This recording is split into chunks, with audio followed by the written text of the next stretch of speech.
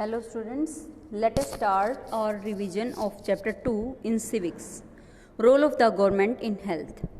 अब सबसे पहले क्वेश्चन हमारा क्या आता है बेटा, व्हाट इज हेल्थ? हेल्थ क्या है? Health means our ability to remain free of illness and injury apart from disease. These are other factors that affect our health such as dullness, inactivities, anxieties or being scared for long stretches of time. यहाँ पर हम बात कर रहे हैं health की. तो health means क्या है? Ability to remain free of illness. Illness से फ्री रहना और इंजरी से फ्री रहना, that is health. Apart from disease. अब डिजीज से अलग यदि हम बात कर रहे हैं, there are other factors.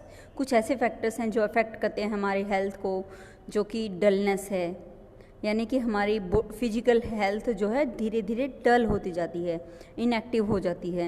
Anxiety, परेशानी हमारे माइंड में रहती है, that is also considered as health. Being scared for long stretches of time. लंबे टाइम तक हम परेशान रहते हैं किसी चीज़ के लिए, तो वो सारी चीज़ें भी हमारी हेल्थ से ही रिगार्डिंग होती हैं. Next, health care in India. To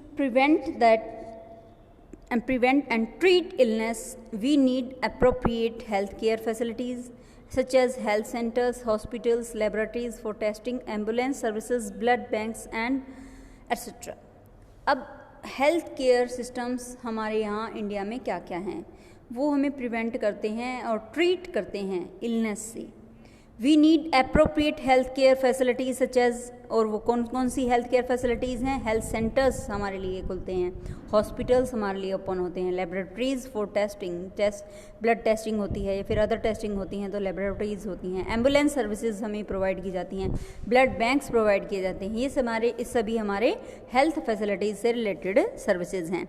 and these facilities can provide the care and service that a patient need. अब जो ये फैसिलिटीज़ हैं, हमें पेशेंट की नीड के अकॉर्डिंग केयर की जाती है, सर्विस प्रोवाइड की जाती है हमारी देखभाल के लिए. To run such facilities we need health workers. ऐसी फैसिलिटीज़ को चलाने के लिए हमें किन की ज़रूरत होती है बेटा?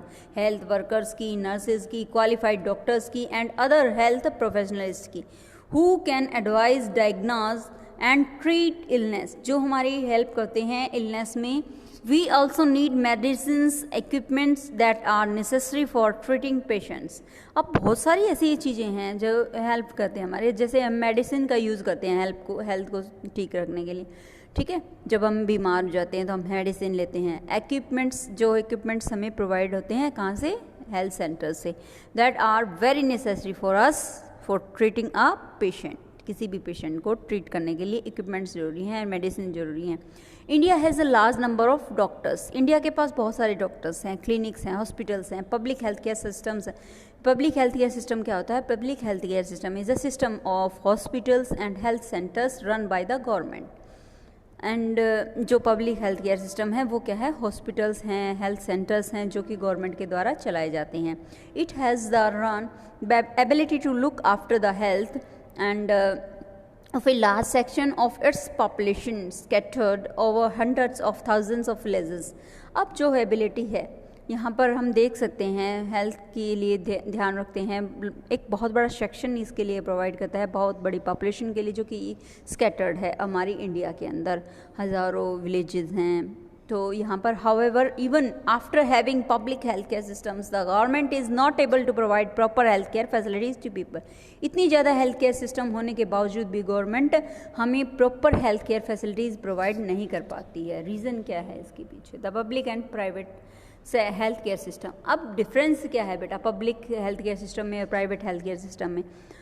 The health care facilities are divided into 2 categories. Health care facilities को हम 2 कैटेगरीज में डिवाइड कर सकते हैं. सबसे पहले public health care system and private health. Public health services. The public health services is a chain of health centres and hospitals run by the government. जो public health services हैं वो एक ऐसी चेन है हेल्थ सेंटर्स की, जो hospitals की, जो रन की जाती है, यानी कि गवर्न की जाती है गवर्नमेंट के द्वारा.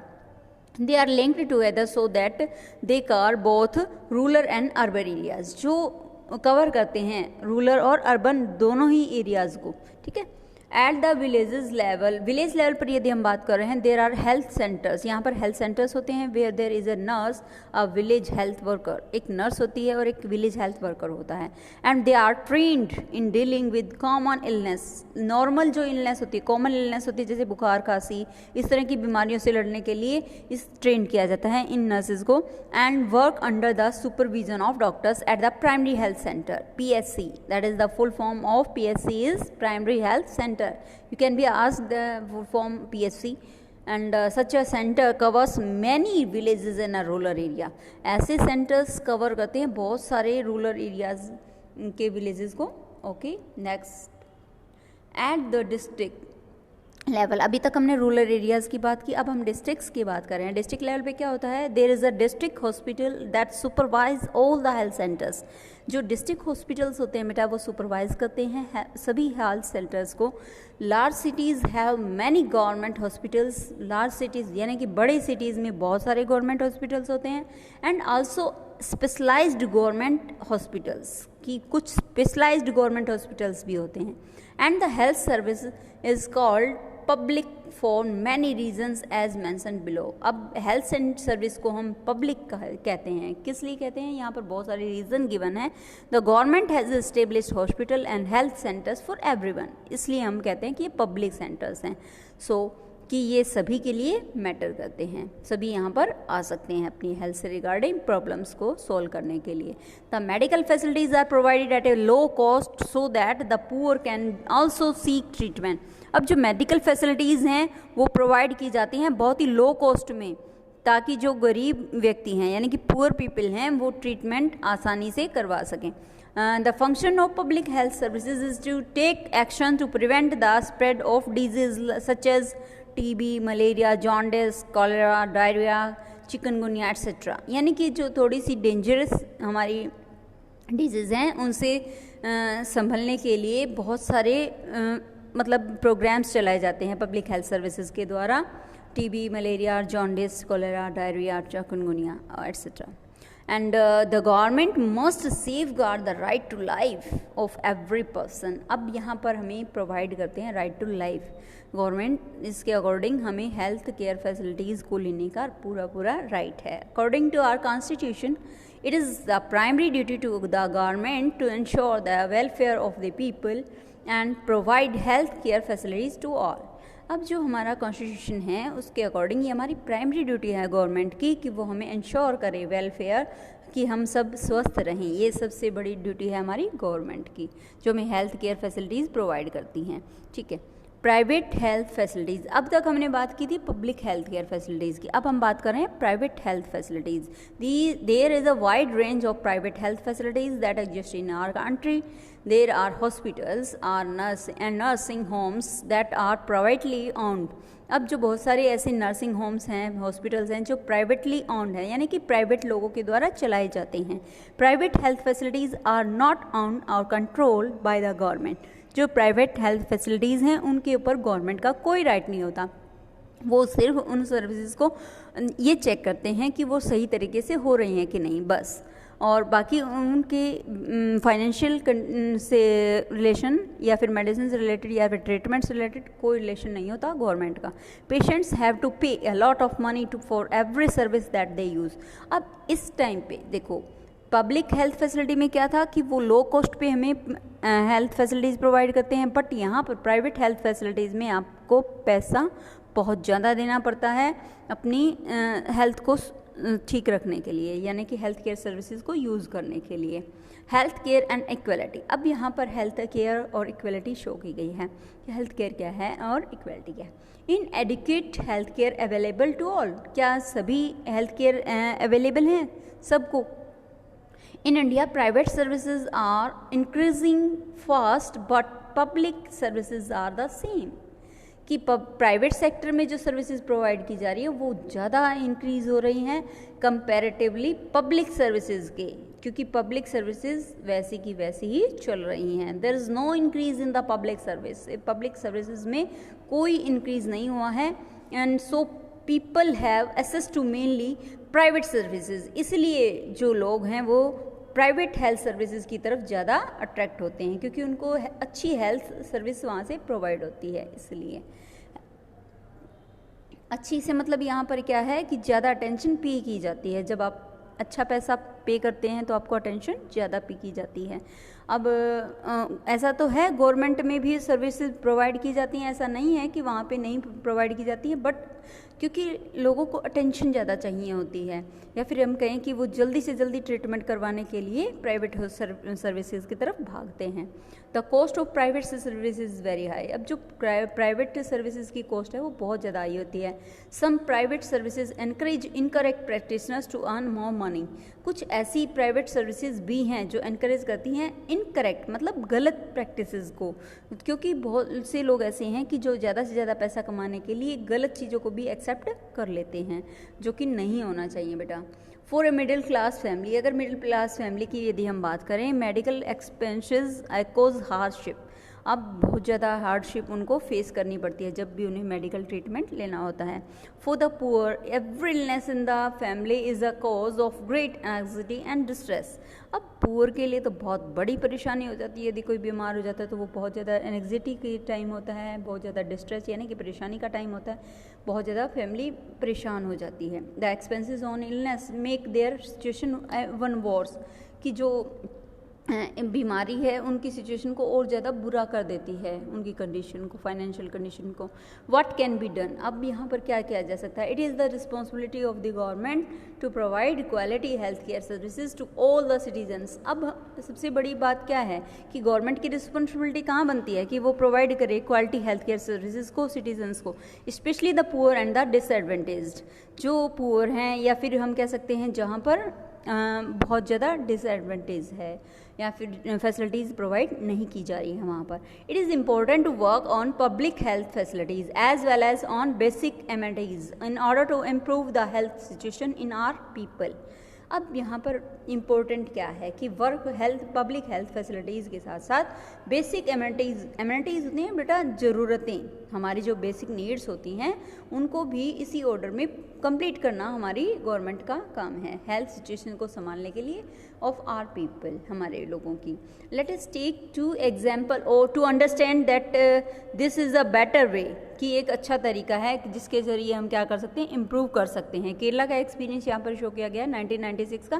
Kerala government allocated 40% of total Kerala budget to the panchayat. अब पंचायत का 40% पार्ट हम कहेंगे केरला ने क्या किया, लोकेट किया। This made it possible for a village to make sure that proper planning was done for water. अब ये चीज़ क्या है कि पॉसिबल किया विलेजेस में भी बहुत अच्छे तरीके से प्रॉपर प्लानिंग के साथ वाटर सप्लाई को, फूड सप्लाई को, विमेन डेवलपमेंट को, एजुकेशन को प्रोवाइड किया गया। Health centres were also improved, health centres को भी इम्प्रूव किया गया। कोस्टा रिका अप्रोच, अब दूसरा एक ये कंट्री है हमारी जो हम बार बार बात करते हैं, सेंट्रल अमेरिका। देखिए, Costa Rica is considered to be the one of the healthiest country in Central America. Central America की एक बहुत ही अच्छी हेल्दीएस्ट कंट्री मानी जाती है Costa Rica. And several years ago Costa Rica took a decision not to have any army, कि भी army नहीं रखेंगे वो, इन्होंने ये डिसीजन लिया। This helped the Costa Rica government to spend the money that the army would have used, कि जिसको आर्मी यूज़ करती ना वो पैसा उन्होंने हेल्थ केयर पे यूज़ किया, on health, education and other basic needs of people. Costa Rican government provides basic services and amenities to all Costa Ricans. Costa Rica के जो गवर्नमेंट है उन्होंने क्या प्रोवाइड किया, सभी सर्विसेज प्रोवाइड की। एमिनिटीज़ मतलब ज़रूरत की चीज़ें, ठीक है, सभी कोस्टा रिकन्स को यानी कि वहाँ की पब्लिक को। अब हम चैप्टर 3 रिवाइज करेंगे बेटा। चैप्टर 3 में क्या है, how the state government works. अब स्टेट गवर्नमेंट वर्क कैसे करती है। Who is an MLA, MLA क्या होता है बेटा, member of legislative assembly are elected by the people, जो कि एक लोगों के द्वारा चुना गया रिप्रेजेंटेटिव होता है, जिसको हम एमएलए कहते हैं। MLA means MLA member of legislative assembly. Then they became member of the legislative assembly and also form the government, और वो गवर्नमेंट को भी फॉर्म करते हैं। These MLAs belongs to the different political party, ये MLA belong करते हैं different political parties से। Every state in India has a legislative assembly, हर स्टेट में इंडिया के क्या होती है, लेजिस्लेटिव असेंबली होती है। Each state is divided into different areas और कॉन्स्टिट्यूएंसीज। अब हर स्टेट को डिफरेंट एरियाज में डिवाइड किया जाता है, कॉन्स्टिट्यूएंसीज में डिवाइड किया जाता है। From each constituency the people elect one representative who then become a member of legislative assembly. कि हर कॉन्स्टिट्यूएंसी में क्या होता है बेटा, पीपल इलेक्ट करते हैं एक रिप्रेजेंटेटिव को और वो हमारे एमएलए के रूप में हमारी पार्लियामेंट में जाते हैं हमारे डिसीजंस को लेने के लिए। How do people who are MLA become ministers or chief ministers? A political party whose MLAs have won more than half of numbers of constituency in a state is said to be a majority.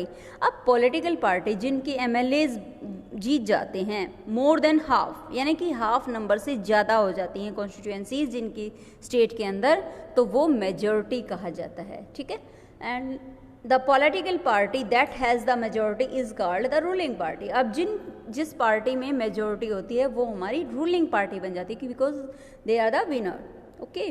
And all other members are called the opposition. जितने भी बाकी remaining members हैं political parties के, constituencies के, वो सभी opposition में count होते हैं।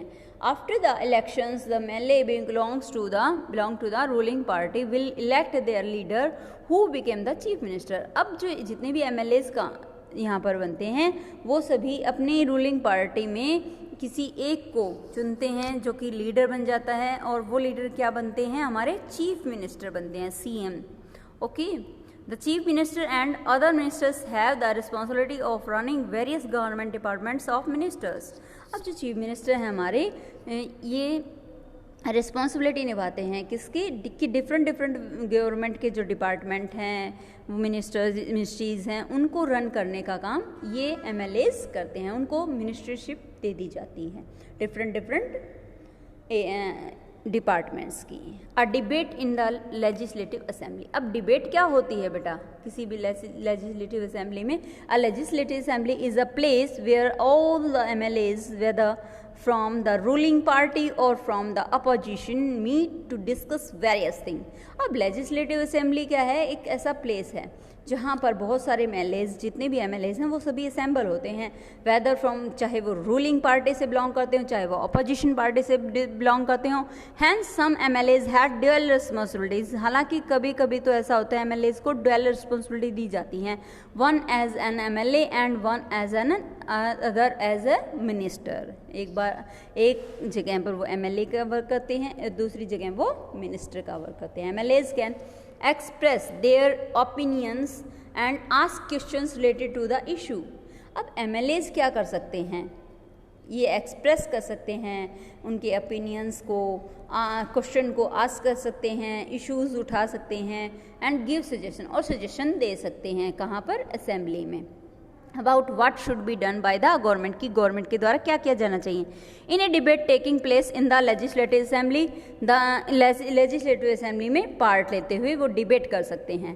And the ministers then replies to the question and tries to assure the assembly that adequate steps are being taken. Ministers reply देते हुए क्वेश्चंस की ये कोशिश करते हैं कि वो एश्योर कर दें असेंबली मेंबर्स को कि वो एडुकेट यानी कि सही स्टेप्स उठाएंगे किसी भी काम को करने के लिए, किसी भी प्रॉब्लम के सॉल्यूशन के लिए वो एडुकेट स्टेप्स उठाएंगे। The chief ministers and the other ministers have to take decisions and run the government. अब जो चीफ मिनिस्टर हैं और दूसरे मिनिस्टर्स हैं वो डिसीजन लेते हैं कि गवर्नमेंट को वो कैसे रन करेंगे।